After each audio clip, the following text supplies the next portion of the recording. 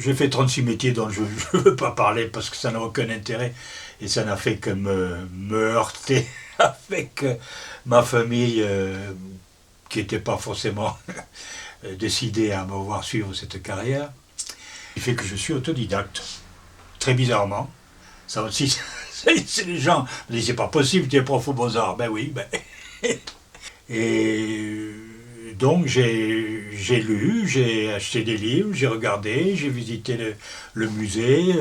Moi j'habitais à Albi à l'époque, à Albi, à Toulouse-Lautrec quand même. Hein, donc je veux dire, on est gâté de ce côté-là. Je veux dire, il y a un beau modèle hein, qui peut vous inciter à travailler dans ce domaine. Moi. Je me suis fait une opinion. Alors, ce qu'il y a de bien quand on est autodidacte, c'est qu'on peut s'enticher pour un peintre un jour, puis le lendemain passer à un autre. Alors que dans une école, malgré tout, quand on vous oriente vers un type de travail et un peintre en particulier, ben, il faut y rester le temps qu'on vous demande d'y rester. Tandis que moi, je pouvais très bien me libérer si un jour, j'en trouvais un autre qui m'intéressait davantage.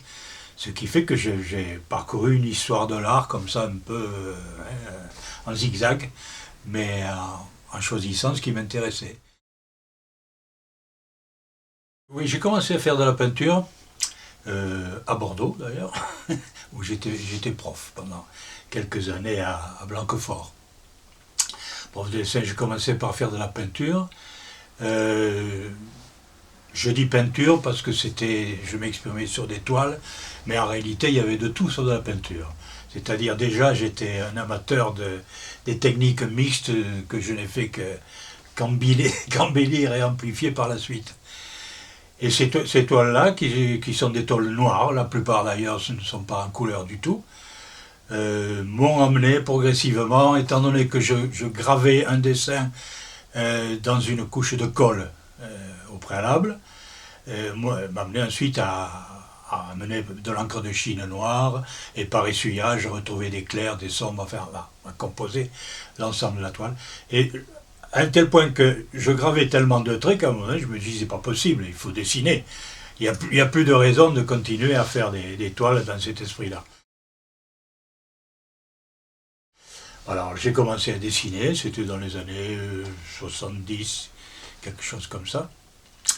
Voilà, et depuis je n'ai pas arrêté. Et bizarrement, il n'y a plus de trait du tout. J'ai commencé justement parce qu'il fallait que ce trait m'amène au dessin traditionnel tel qu'on le conçoit, enfin mon travail de trait. Et puis petit à petit, bon, c'est devenu un travail de clair-obscur finalement, où les ombres et les lumières venaient masser et composer la surface, et les traits n'étaient plus nécessaires. Voilà. Et les seuls moment où j'introduisais le trait, c'est quand je faisais une badine ou une baguette tenue par une femme, généralement, d'ailleurs, et c'était le trait. C'était pour me ramener au dessin traditionnel avec le trait, etc. Bon, c'était une façon de jouer avec les mots, évidemment. Alors mes techniques, là, c'est là que se situe mon propos. Hein, on ne va pas dire ma démarche, parce que démarche, j'aime pas ce mot, il n'y a pas de démarche chez moi. C'est-à-dire, il n'y a pas une intention au départ dont le dessin serait finalement l'apothéose, enfin, ou l'expression plastique, non, c'est pas du tout ça. Hein. C'est un travail qui se fait au fur et à mesure. Donc ce sont des techniques, et le choix des techniques, au départ, qui impose à un moment donné un dessin, et finalement, c'est le dessin qui commande, c'est-à-dire qu'à la fin, je ne sais pas du tout ce que je vais faire, je ne sais pas ce que ça va devenir, mais tout ce travail consiste à amener l'image à son plus haut degré d'intensité, de façon à ce qu'on se dise, bon, mais le dessin est réussi, maintenant je peux le signer.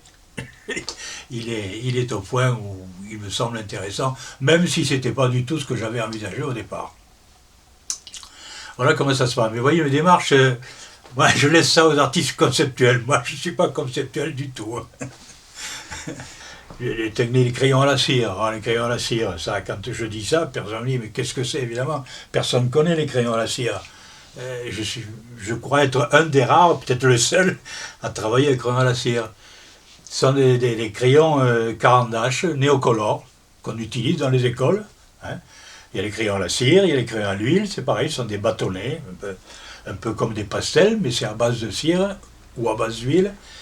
Et donc j'avais été obligé d'inventer une technique avec du cirage.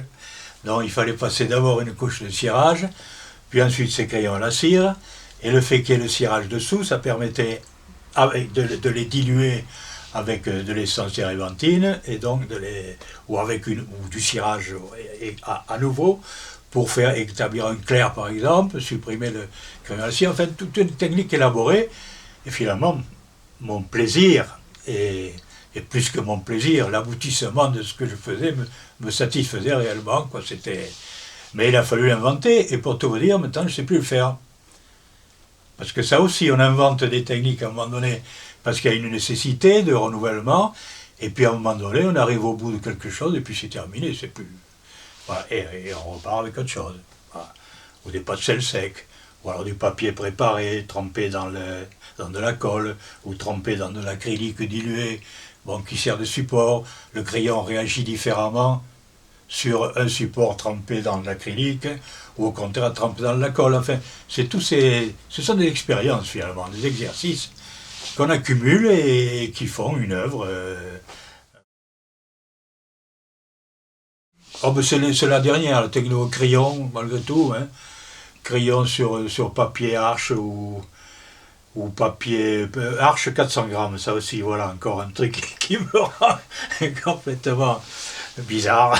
Je veux dire, l'arche 400 grammes, quand je dis ça, tout le monde dit pourquoi c'est 400 grammes? Parce que 400 grammes, c'est tout.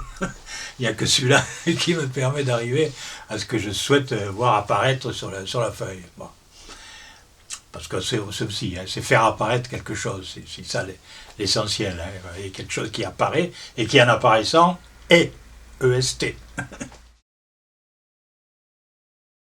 C'est la technique et aussi de la forme, c'est bien que ce sont les volumes qui m'intéressent, et justement ces passages qui évitent le trait, hein, les passages du clair à l'ombre, donc qui déterminent la forme et les volumes. Et qu'est-ce qu'il y a de plus beau comme volume que le corps d'une femme, évidemment. Donc, mais c'était beaucoup plus érotique au début d'ailleurs, hein, oui, même plus hard, on va dire. Puis petit à petit, ça s'est atténué. Mais ces dessins plus érotiques avaient aussi un caractère surréaliste. C'était souvent une façon d'agencer les corps avec des meubles, enfin tout ça arrivait à se conjuguer dans une espèce de pratique commune. Enfin, vous voyez, tout participait de ce jeu érotique, quoi. Pas simplement les corps, mais aussi le milieu, les tentures, les canapés, enfin tout c'était... Ah. C'est vrai, l'humour, oui, effectivement. Bon, c'est quelque chose qui m'intéresse beaucoup, y compris l'évidence de ce que je fais et le titre que je donne. Donc, personnage, je ne sais pas, levant le bras, un personnage levant le bras. Et puis c'est tout. Le personnage, il a acquis sa réalité, son autonomie, il est ce personnage qui était là-bas. Si vous voulez, une image... Sur les pièces de théâtre, au départ, il y a personnages, hein, on décrit les personnages pour ce qu'ils ont à faire. Ils ont à faire une chose, généralement. Moi, c'est pareil. Ils font une chose, c'est leur destinée. Voilà, ils sont destinés à ça. C'est ça mon propos, finalement. C'est la matérialité du dessin, c'est ça qui m'intéresse. C'est de faire les choses, de les faire aboutir, de ne pas trop savoir comment ça va... de quelle direction ça va prendre. Ça ressemble un peu à l'attitude des sculpteurs. Vous savez, les sculptures sur bois, quand il y a un défaut dans le bois, à un moment donné, bon, ils le rattrapent. Et la sculpture qu'ils font n'était plus du tout celle qu'ils avaient imaginée au départ. Hein. Il s'en est suivi des changements, d'orientation, un travail différent. La matérialité du dessin, je crois que c'est le mot qui résume le plus ce type de travail et ce qui a été l'intérêt majeur de ce travail pour avancer.